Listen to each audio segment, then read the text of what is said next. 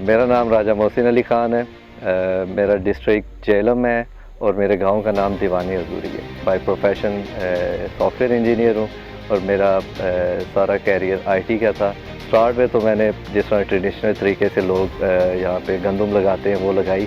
लगाने से मुझे फ़ायदा ये हुआ कि मेरा जो क्योंकि बेसिकली मेरा कोई प्रोफेशन ये नहीं था, मैं लोगों को जानता नहीं था, तो लोगों से मेरे इंटरेक्शन हुई, लोग मिले।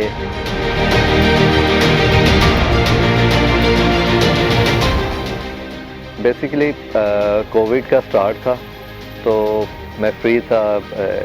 जो मेरा मेन बिज़नेस था आईटी का, उसमें इतना ज़्यादा काम नहीं था हमारे पास, तो मैं ज़्यादातर चीज़ें एक्सप्लोर कर रहा होता था कि कोई ऐसी नया बिज़नेस आइडिया मुझे मिले। तो देखते देखते मुझे कुछ वेबसाइट्स मिली और स्पेशली यूट्यूब पे मैंने एक दो फार्मर्स को देखा। वो गार्लिक के अंदर काफ़ी अच्छा काम कर रहे थे, तो फिर मैंने थोड़ा सा मेरा इंटरेस्ट डेवलप हुआ। मैंने इसके ऊपर थोड़ी सी मज़ीद R&D करना शुरू की।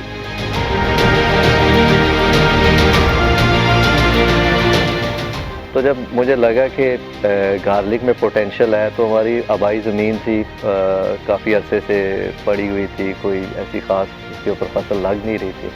तो मैंने सोचा कि कुछ एक छोटा सा पायलट प्रोजेक्ट क्यों ना किया जाए गार्लिक के ऊपर। पाकिस्तान में जो जिस वैरायटी पे हम काम कर रहे G1, वो उसकी डिमांड बहुत ज़्यादा है और प्रोडक्शन कम होने की वजह से सप्लाई बहुत कम है।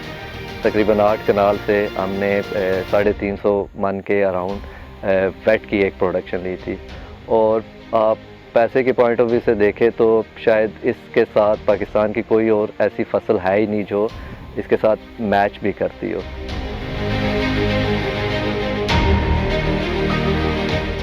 पाकिस्तान की नीड का 85% गार्लिक हम चाइना, ईरान और इंडिया से इंपोर्ट कर रहे हैं।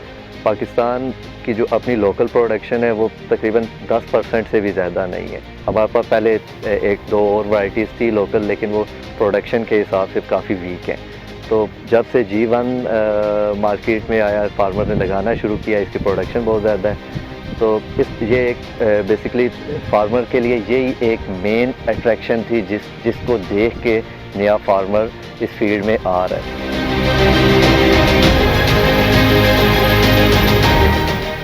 20 मन ड्राई फार्म में 1 एकड़ में प्लांट होता है और मिनिमम इसकी प्रोडक्शन अगर आप एक्सपेक्ट कर सकते हैं कि वो 250 से 300 मन है। अगर आपने अच्छी ज़मीन की लुक आफ्टर की है, क्रॉप की अच्छा ख्याल किया है, तो ये 350 मन तक भी चली जाती है। ये फ्रेश की एवरेज है। और मैं जब इस फील्ड में आया था, क्योंकि मैंने सोचा था कि लोग इसको बड़े स्केल पे कर क्यों नहीं पा रहे। उसकी मेरे लिए जो मेरी अंडरस्टैंडिंग थी कि लोग इसलिए नहीं कर पाते कि ये चीज़ें इस लेबर की डिपेंडेंसी बहुत ज़्यादा है इसके ऊपर। तो उसका सलूशन हमने सोचा था कि इन जो लेबर से रिलेटेड जितनी चीज़ें हैं उन्हें ऑटोमेशन की तरफ लेके जाते हैं। हम डे 1 से हमारा माइंड इस पे क्लियर था कि हम मशीनरी को यूज़ करेंगे। इस साल हमने प्लांटर बनवाया।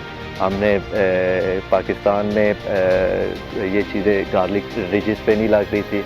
हमने इसको पहली दफ़ा पाकिस्तान में बेड्स पे लगाया। लोग मैनुअल तरीके से इसको हार्वेस्ट करते थे, हमने हार्वेस्टर से इसको हार्वेस्ट करना स्टार्ट किया। तो ये वो चीज़ें थी जिससे आप स्केल अप कर सकते हैं। अगर आप छोटे स्केल पे कर रहे हैं फिर तो आप बगैर मशीनरी के चल जाएंगे, लेकिन आप इसको अगर बड़े स्केल पे करना चाहते हैं तो आपको मशीनरी का सहारा लेना पड़ेगा।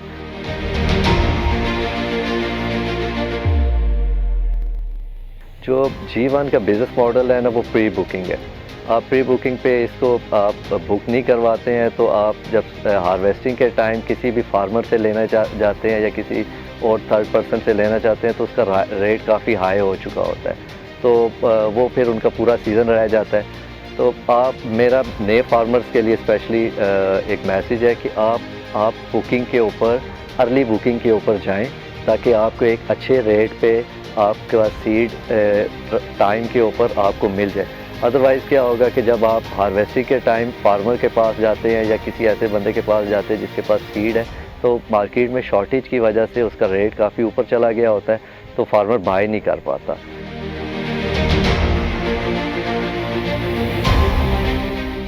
मेरा एक मिशन था कि मैं अपने एरिया में आया हूँ, मैं कुछ अपनी कम्युनिटी के लिए कुछ कर सकूँ। तो मैं कर रहा भी हूँ और हम पूरी कोशिश करते हैं सुल्तान फार्म के लोगों के लिए एक कंसल्टेंसी जितना भी हमारा अपना नॉलेज है वो दे सके। हम फ्री ऑफ कॉस्ट कंसल्टेंसी देते हैं। बैक ऑफ माइंड मेरे एक बात चल रही थी कि क्यों ना हम एक ऐसा काम करें जिससे नए फार्मर की हेल्प हो।